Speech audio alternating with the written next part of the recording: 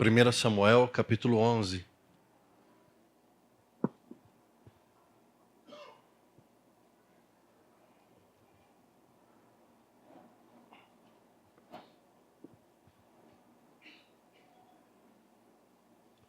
A palavra do Senhor diz assim: o amonita Naás avançou contra a cidade de Jabes-Gileade e a cercou. E os homens de Jabes lhe disseram: faça um trato conosco e nos sujeitaremos a você. Contudo, Naás, o amonita, respondeu: só farei um trato com vocês sob a condição de que eu arranque o olho direito de cada um de vocês e assim humilhe todo Israel. As autoridades de Jabes lhe disseram: dê-nos 7 dias para que possamos enviar mensageiros a todo Israel. Se ninguém vier nos socorrer, nós nos renderemos. Quando os mensageiros chegaram a Gibeá, cidade de Saul, e relataram essas coisas ao povo, todos choraram em alta voz. Naquele momento, Saul estava trazendo o gado do campo e perguntou: o que há com o povo? Por que estão chorando? Então lhe contaram o que os homens de Jabes tinham dito. Quando Saul ouviu isso, o Espírito de Deus apoderou-se dele e ele ficou furioso. Apanhou 2 bois, cortou-os em pedaços e, por meio dos mensageiros, enviou os pedaços a todo o Israel, proclamando: isto é o que acontecerá aos bois de quem não seguir Samuel e Saul. Então o temor do Senhor caiu sobre o povo, e eles vieram unânimes. Quando Saul os reuniu em Bezeque, havia 300.000 homens de Israel e 30.000 de Judá. Então disseram aos mensageiros de Jabes: digam aos homens de Jabes-Gileade: amanhã, na hora mais quente do dia, haverá libertação para vocês. Quando relataram isto aos habitantes de Jabes, eles se alegraram. Então os homens de Jabes disseram aos amonitas: amanhã nós nos renderemos a vocês e poderão fazer conosco o que quiserem. No dia seguinte, Saul dividiu seus soldados em 3 grupos. Entraram no acampamento amonita na alta madrugada e os mataram até a hora mais quente do dia. Aqueles que sobreviveram se dispersaram de tal modo que não ficaram 2 juntos. Então o povo disse a Samuel: quem foi que perguntou: será que Saul vai reinar sobre nós? Trazem-nos esses homens e nós os mataremos. Saul, porém, disse: hoje ninguém será morto, pois neste dia o Senhor trouxe libertação a Israel. Então Samuel disse ao povo: venham, vamos a Gilgal, e ali reafirmaremos o reinado. Assim todo o povo foi a Gilgal e proclamou Saul como rei na presença do Senhor. Ali ofereceram sacrifícios de comunhão ao Senhor. E Saul e todos os israelitas tiveram momentos de grande alegria. Vamos orar. Senhor, nós pedimos que o Teu Santo Espírito nos ilumine mais uma vez. E que nesta noite a Tua palavra penetre no fundo do nosso coração. Não para ficar ali parada, mas para que possamos, aprendendo com ela, colocar em prática em nossas vidas. Pedimos que o Teu Santo Espírito nos ilumine, nos abençoe e nos mostre a Tua vontade sobre a vida de cada um de nós. Fazemos isso no nome santo de Jesus Cristo. Amém.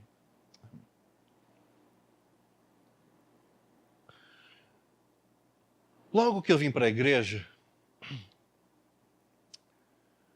me foi apresentado a Bíblia, o Evangelho, e foi-me ensinado que havia o Antigo Testamento e um Novo Testamento. E no começo da minha caminhada cristã, eu tive uma percepção de que o Deus do Antigo Testamento era diferente do Deus do Novo Testamento. Foi-me apresentado um Deus carrasco, um Deus opressor, um Deus que tinha uma mão pesadíssima, que aquele que pisasse fora 1 centímetro da linha seria fulminado. E o Deus do Novo Testamento é um Deus amoroso, até permissivo de alguma maneira. Foi-me apresentado também que aquilo que estava no Antigo Testamento era obsoleto. Era algo de um tempo muito antigo, de pessoas muito antigas, que dificilmente seria aplicável em minha vida num contexto contemporâneo, num contexto moderno em que estou. Mas eu, caminhando um pouco mais, fui aprendendo mais acerca de Deus e percebi que o Deus do Antigo Testamento é o mesmo Deus do Novo Testamento. E em ambos os casos, ele não é nem uma coisa nem outra. Ele não é ditador e nem negligente, complacente. Ele é Deus, ele não muda, ele é Pai. E interessante que até mesmo aqueles que me ensinaram esse Deus carrasco, esse Deus bobo do Novo Testamento, chamavam Deus de Pai. E que expressão mais adequada é chamarmos o nosso Senhor de Pai. Porque é exatamente isso que Ele é para nós. É dessa forma que Ele se comporta conosco. Um Pai justo, amoroso, um Pai que provê, um Pai que cuida, um Pai que corrige quando necessário, que é expressão de amor também. E esse Deus maravilhoso, eu tenho tentado trazer para você ao longo dos anos. Por isso, nós estamos de segunda-feira estudando Êxodo. E como nós vemos ali, já vimos, durante muitas semanas, o nosso Pai cuidando do seu povo, tirando do Egito, levantando pessoas que eram incapazes de enfrentar grandes desafios e ali fazendo florescer homens e mulheres que fizeram grandes coisas. Tenho trazido para vocês nos domingos, já há vários meses, 1 Samuel, um outro livro do Antigo Testamento. E neste livro nós temos visto tantas coisas. E uma das coisas que tem nos chamado a atenção, até chegarmos hoje no capítulo 11, é que aquele povo de Israel tinha o Senhor Deus como seu rei, como o seu soberano. Ele era rei, ele era Deus, mas ele também era pai daquelas pessoas. Um pai amoroso que conduziu com mão forte e o protegeu como um bom pai, uma boa mãe faz com seus filhos. Mas Israel rebelde, como muitos filhos são, mais até, rejeita o Senhor Deus como Pai e quer outras experiências. E no capítulo passado, nós vimos que eles que pediram um rei sobre si, em detrimento de seu pai, o Senhor Deus. Levantou-se um homem, Saul. Vemos que não era da melhor das qualidades esse homem. Um homem acovardado, um homem que não tinha nem de longe as mínimas características do pai que Israel possuía, o Senhor Deus. Mas nós chegamos no capítulo 11 e percebemos que Deus, aquele que foi ensinado, carrasco, poderia muito bem responder como muitos pais fazem. Se lasquem vocês. Vocês me rejeitaram? Então cuide da sua vida. Vocês não quiseram a minha proteção? Então se protejam. Vocês não quiseram a minha provisão? Então se alimentem da sua autossuficiência. Deus poderia ter feito isso. Mas na sua grande misericórdia, o que ele faz? Ele diz: Samuel, levanta um homem. Os padrões ainda são humanos. É o que eles queriam. Surge Saul. E a grande virtude desse homem qual era? Alto. Que maravilha. É toda a característica que um rei precisa, ser alto. Mas Deus não abandona o povo. E continua ali, orientando Saul, se apresentando para Saul, um homem que não buscava a Deus. E Deus lhe dá o privilégio de ter experiências íntimas com o Senhor. Ele vai tentando trabalhar Saul, não para substituir Deus no cuidado do povo, mas para que o povo não sofresse tanto na mão de Saul. E o capítulo 11 chega para nós com uma seguinte situação. Os amonitas, o amonita Naás, os amonitas, eles estão cercando uma cidade de Israel, Jabes de Gileade. Os amonitas, quem eram? Eram descendentes de Ló. Ló, sobrinho de Abraão. Vocês que estudaram Gênesis comigo, vocês vão se lembrar que Ló era sobrinho de Abraão, que quando Abraão foi chamado por Deus, o sobrinho veio junto de lambuja, foi acompanhando o tio. E Deus abençoava Abraão, e Ló do lado recebia as bênçãos por reflexo.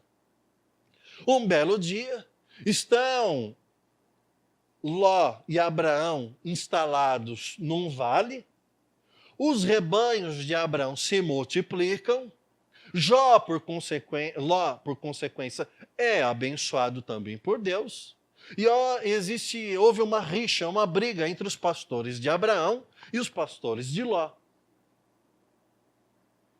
Abraão vê aquela situação, chama o seu sobrinho Ló e diz: Ló, não pode acontecer isso entre nós.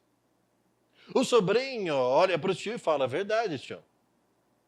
Então Abraão diz o seguinte: como vamos resolver isso? Melhor nos separarmos. Melhor nos separarmos. Então Abraão disse assim para Ló: Ló, escolha para onde você quer ir e eu vou para o lado oposto. Imagine você, Ló não era nada, não era ninguém, não possuiria nada se não fosse pelo tio. Ló, ele olha para os pastos e à sua direita existe um vale com rios, com pasto verdejantes, porém localizado, vizinho, a duas cidades famosas. Aliás, má fama. Quais eram as cidades? Sodoma e Gomorra. À esquerda haviam montanhas, pedras, pedregulhos e mais nada. Só solo ruim. Só dificuldade. O Ló, ele olha aquela situação e fala: tio, já escolhi. Eu quero tudo isso daqui. Água, grama, tudo que é verde, tudo que é maravilhoso. E o Senhor pode ficar com as montanhas, com as pedras, com os pedregulhos, tudo que não cresce, tudo que não vai muito bem. Abraão falou: você escolheu, meu sobrinho? Escolhi, tio. Então, Deus te abençoe. Eu vou para o meio das pedras. Resultado, pouco tempo depois, o Ló sequestrado. Quem vai salvar? Abraão, o tio. Salva, Abraão luta contra alguns reis, salva o sobrinho. O sobrinho, o que ele pensa? Quer saber de uma coisa? Vou para a cidade. Cansei dessa história de ser rural. Vou para a cidade. E foi lá para Sodoma. Pouco tempo depois, Deus aparece para Abraão e fala: Abraão, eu vou destruir umas cidades aí que está me perturbando muito. Pecado tem, me saturado. Por coincidência, qual cidade era? Sodoma e a outra Gomorra. Abraão, o tio, ele diz o quê? Meu sobrinho está lá, mora lá. Senhor, o senhor vai destruir todo mundo? Todo mundo. Mas se tiver 100 justos? Não, se tiver tudo isso eu não destruo. 50 justos? Não, se tiver tudo isso eu não destruo. 40 justos? Não, se tiver tudo isso eu não destruo. Se tiver 30 justos, Senhor? Abraão, se tiver 30 eu não destruo. Senhor, se tiver 20? Se tiver 20, eu não destruo. Se tiver 10? A verdade é que não tinha um. Mas por amor a Abraão, Deus permite que Ló seja retirado da cidade. Então o que ele faz? Envia anjos e diz para Ló, para a esposa de Ló, para as filhas de Ló, Deus vai destruir tudo. Corre. Sem olhar para trás. Sem olhar para trás. A história vocês conhecem. Houve um tumulto na cidade, não vou me apegar a esse fato. Aí, eles saem da cidade, a contragosto, obviamente. A mulher de Ló mais ainda. E o coração dela estava tão preso na cidade que ela volta para ver o que estava acontecendo com a cidade e é transformada numa estátua de sal. Ló sai com as filhas e se refugia numa caverna, com medo de ser perseguido. As filhas maravilhosas de Ló, com uma inteligência acima da média, elas pensam o seguinte: tá eu e você, irmã, e papai, e marido? Nada. Como teremos filhos? Não teremos. Queremos, porém não podemos. O que faremos? Embebedaremos nosso pai. E teremos ali filhos do nosso próprio pai. As duas fizeram isso. E as duas tiveram filho do próprio pai. Por que eu disse isso? Porque aqui está a descendência dessa turma. Esse camarada, Naás, os amonitas, são descendentes de quem? Dessa turma. Imagine só a fibra moral desse povo. Imagine. Então, por isso que não é difícil de imaginar essa situação. Eles cercam o povo de Israel, um povo que é parente deles. São primos. Abraão era tio de Ló. Eles aproveitam que o povo está fragilizado, assim como os filisteus acharam no capítulo 9 e 10. E o que ele faz? Ele junta um exército, cerca a cidade, mas é tão arrogante, mas tão arrogante como o tio era, que ele faz a seguinte proposta para os moradores daquela cidade. Olha, o normal da guerra é eu acampar em volta da cidade e deixar vocês ficarem com tanta fome, tanta fome, tanta fome, tanta fome, que vocês vão começar a comer os seus animais domésticos, gato, cachorro, papagaio, periquito. Depois você vai começar a comer os seus animais de trabalho, boi, cavalo, o que tiver. Depois, a casos extremos, as pessoas comiam até os próprios filhos. Comiam umas às outras. Mas, quer saber de uma coisa? Eu sou tão poderoso, eu sou assim tão superior a vocês. Eu não sei se ele tinha horário marcado com o dentista, alguma coisa assim, mas ele falou, eu quero cortar caminho. Eu vou fazer o seguinte, vou fazer um bem bolado com vocês aqui e a gente pula essa etapa. Ao invés de eu matar vocês de fome, para que vocês se rendam a mim, faz o seguinte, abre os portões da cidade e eu só vou furar o olho direito de cada homem. Só isso. Faça uma fila, eu venho furando o olho, vazo o olho de cada homem. Por quê? Porque aqueles que tivessem seus olhos vazados não seriam combatentes futuros. Pois imagine um arqueiro com um olho só. Ele olha para cá, mira, atira a flecha, só que não vê o daqui. Imagine um soldado com a espada, com um olho só. Não ia dar muito certo. Poderia até lutar, mas estaria numa desvantagem absurda. Fora que todos aqueles que tivessem seus olhos direitos vazados seriam vistos pelos povos vizinhos como derrotados de guerra. Ou seja, sem moral nenhuma, ia ser o capacho da sociedade daquela época. Todo mundo ia pisar. Diante disso, os anciãos da cidade demonstraram uma sabedoria até que impressionante. Eles perceberam, talvez, o texto não diz, mas eles perceberam o tamanho da arrogância do Naás e eles fizeram uma contraproposta absurda do mesmo tamanho. E falaram o seguinte, olha, faz o seguinte, nos dê 7 dias, uma semana, para que a gente se organize para saber o que a gente vai fazer.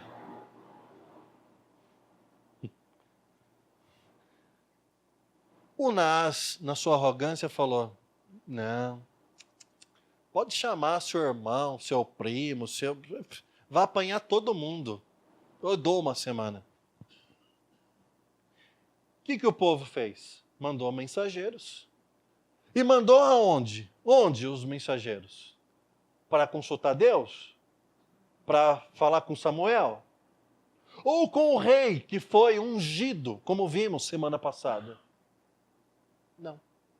O povo manda mensageiro para todos os lugares. Atira para todo lugar. Esquecem do pai que cuidava deles, cujo Faraó era inúmeras vezes mais poderoso do que esse Naás. Eles se esquecem de Samuel, que era o profeta, que numa situação anterior clamou a Deus, e Deus, com trovejar, espalhou o exército filisteu. E eles esqueceram do rei que eles pediram, em detrimento do Senhor. Deu pane. Qualquer um serviria. Nisto entra uma situação que é peculiar daquela região e daquele povo. Versículo 4. Quando os mensageiros chegaram a Gibeá, cidade de Saul, relataram essas coisas ao povo. Que coisas? Isso que eu acabei de falar. E ao povo, todos choraram em alta voz. Era costume daquele povo externar de maneira visível, barulhenta, a sua indignação, a sua tristeza e a sua dor.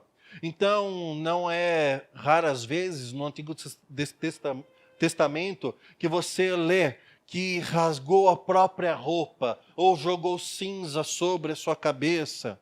Isso daí eram gestos de indignação muito grande ou de tristeza profunda para que todos soubessem o que estava acontecendo. O povo ele começa a chorar alto, começa a murmurar alto, para que todo mundo saiba o que estava acontecendo. Nisso aparece Saul e pergunta, o que está acontecendo? O povo conta, e aí é interessante. E o tema do sermão dessa noite, eu fiquei pensando, e eu me lembrei de um adágio popular, de uma expressão, talvez você saiba, já tenha ouvido também. Deus ajuda quem cedo madruga.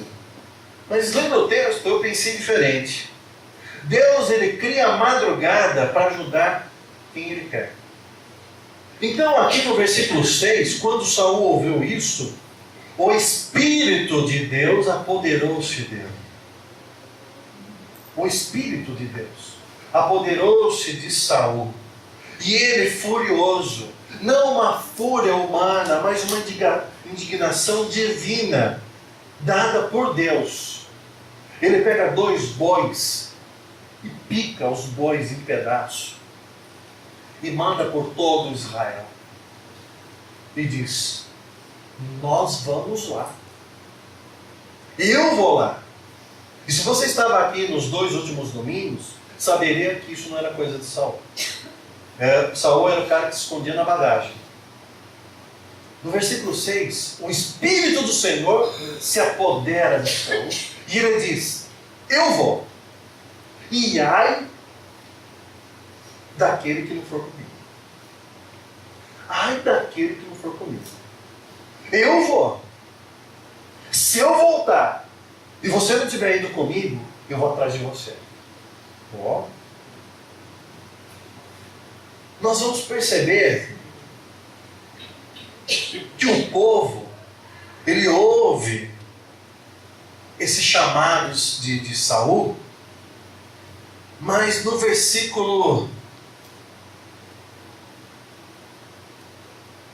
vamos ler o 7. Apanhou 2 bois, cortou-os em pedaços, e por meio dos mensageiros enviou os pedaços a todo Israel, proclamando: isto é o que acontecerá aos bois de quem não seguir Saul e Samuel. Então o temor do Senhor caiu sobre o povo. Você percebe o quê? Em primeiro lugar, versículo 6. O Espírito de Deus se apoderou de Saul. Versículo 7, parte B. O temor do Senhor caiu sobre todo o povo. Sobre todo o povo. Sabe quantas pessoas compareceram para guerrear? 330 mil. 330 mil soldados.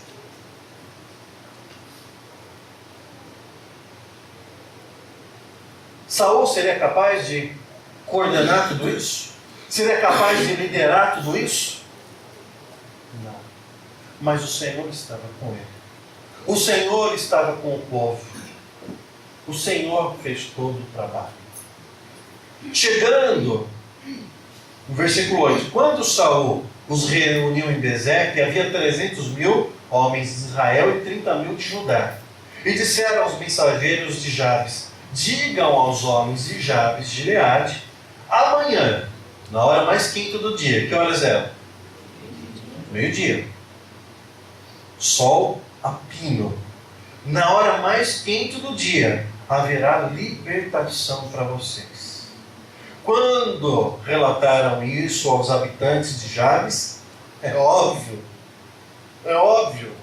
eles tinham uma cidade cercada, e eles tinham 2 opções: morrer de fome ou ter seu olho direito vazado. Aí eles escutam o seguinte: tem 330 mil homens de guerra, e na frente deles tem Saul, o rei que foi ungido por Samuel. Legal. É aquela história do pátio da escola. Tem os valentões que te cercam e falam: me dá o dinheiro do lanche. Aí você está pondo a mão no bolso, pegando o dinheiro do lanche para dar. Aí vem o seu irmão grande, né, da 8ª série vindo. Aí você põe o dinheiro de volta no bolso e fala: duvido você tomar de mim. Aí os valentões dizem: eu vou te quebrar, hein, moleque. Duvido. Você até dá, estufa o peito, né? O povo fez isso. Falou para Anás: Anás, espera um pouquinho. Enquanto isso, Saul estava vindo e Anás nem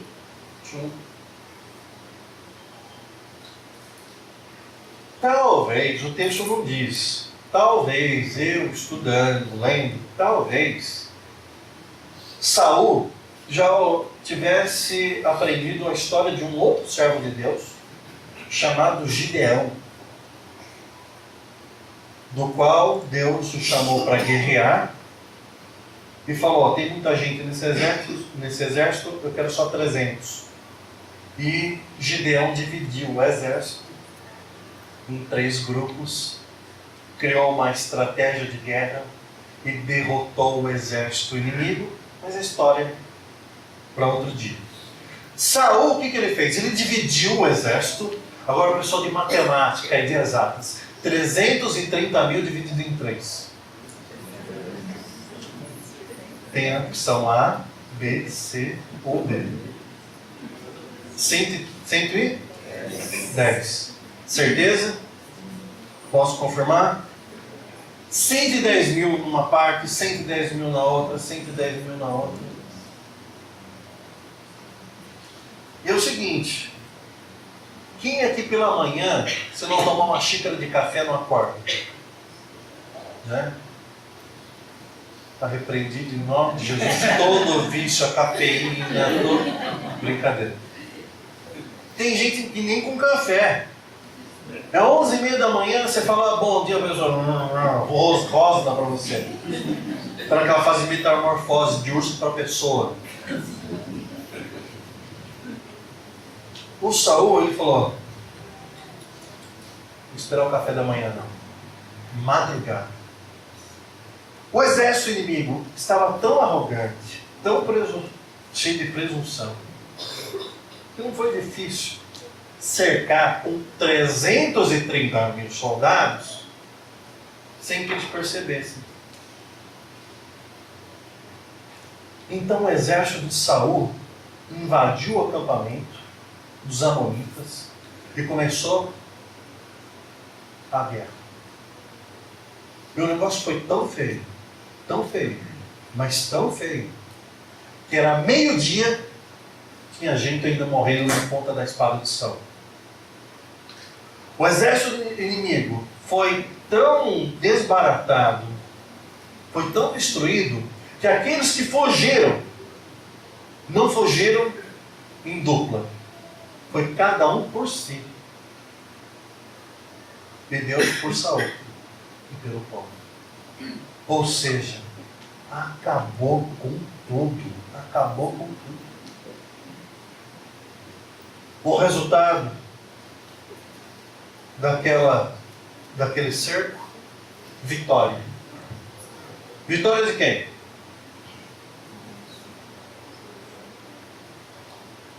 Saul.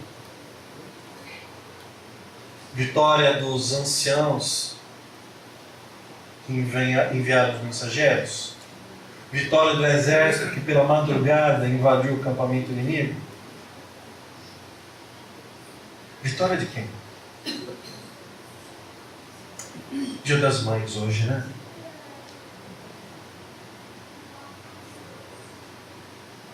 O filho, ele tem que agradecer muito sua mãe mesmo, seu pai, sua família. Pois se ele tiver sucesso na vida, se ele tiver alguma coisa, ele nunca vai falar, poderá falar, olha só como eu sou bom, olha só como eu sou inteligente, olha só como eu sou bem sucedido. Nunca poderá falar isso. Existem pessoas que são arrogantes. Eu fico imaginando o Dia das Mães para aquelas mulheres que estão no asilo. São Carlos temos aqui asilo. Fico imaginando a vida daquelas mulheres que estão ali no asilo, e já conversei com algumas delas, e muitas sofrem porque os filhos não os visitam. Um belo dia, eles cresceram, eles constituíram família, eles tiveram uma profissão da qual foram bem-sucedidos e decidiram colocá-los no asilo. E ela de vez em quando manda uma fralda, manda um alimento, uma cesta básica, manda um produto de higiene. E elas ficam lá, muitas delas. Esse filho, ele pode ser rico, ele pode ser milionário, ele pode ser o melhor profissional na área da qual ele está trilhando. Mas ele nunca poderá dizer o seguinte: é por mim isso. Porque se não fosse alguém por trás, se não fosse a mãe, se não fosse o pai, não teria condições disso. Se não fosse Deus ter levantado Saul, se não fosse Deus ter tocado no coração do povo, do exército, se não fosse Deus, não haveria vitória, não haveria libertação, não haveria celebração. Se não é Deus em nossas vidas, nós não temos condições de ofertar para missões, nem dizimar, nem de ajudar uma pessoa que está em necessidade. Não, se não for Deus, nós não levantamos das nossas camas pela manhã.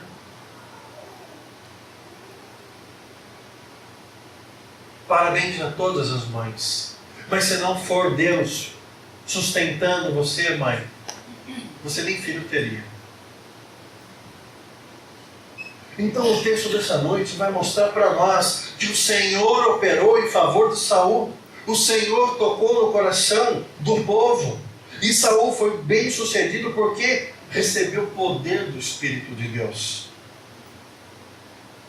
E a lição que eu tiro é que a vontade de Deus jamais nos conduzirá a um lugar onde a graça de Deus não nos possa guardar e usar.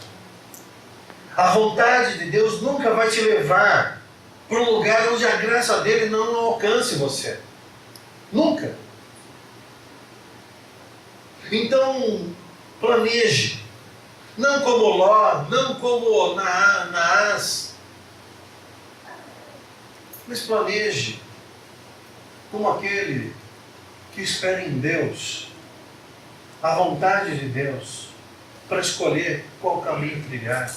Como aquele que levanta e diz: Ebenezer, até aqui o Senhor nos ajudou. Como aquela que diz: sim, eu sou abençoado com isso, com aquilo outro, mas isso não é fruto puro e simplesmente da força do meu braço, mas da graça de Deus em minha vida.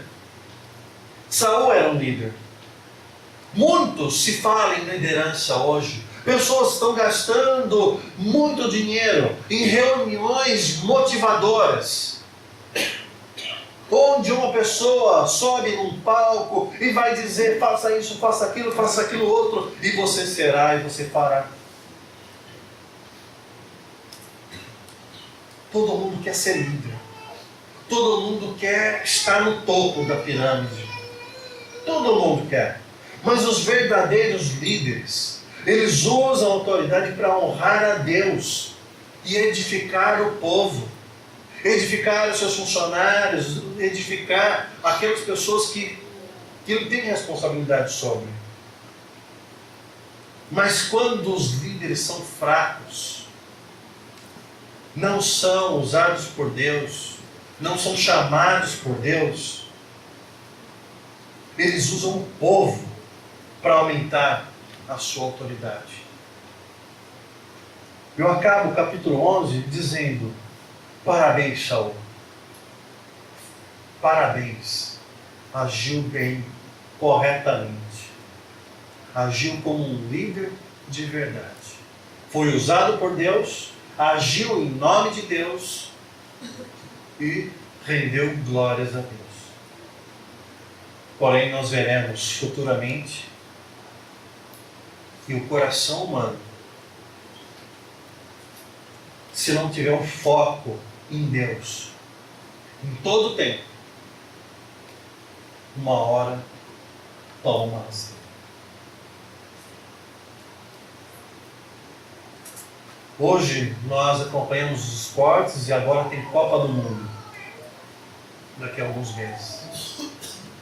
E eu percebo que eu tenho um time do qual eu torço, um time ruim, os jogadores não são muito bons não, mas eles ganham os jogos deles, e os comentaristas eles sempre repetem uma mesma frase: é um time que está focado até o último minuto da partida.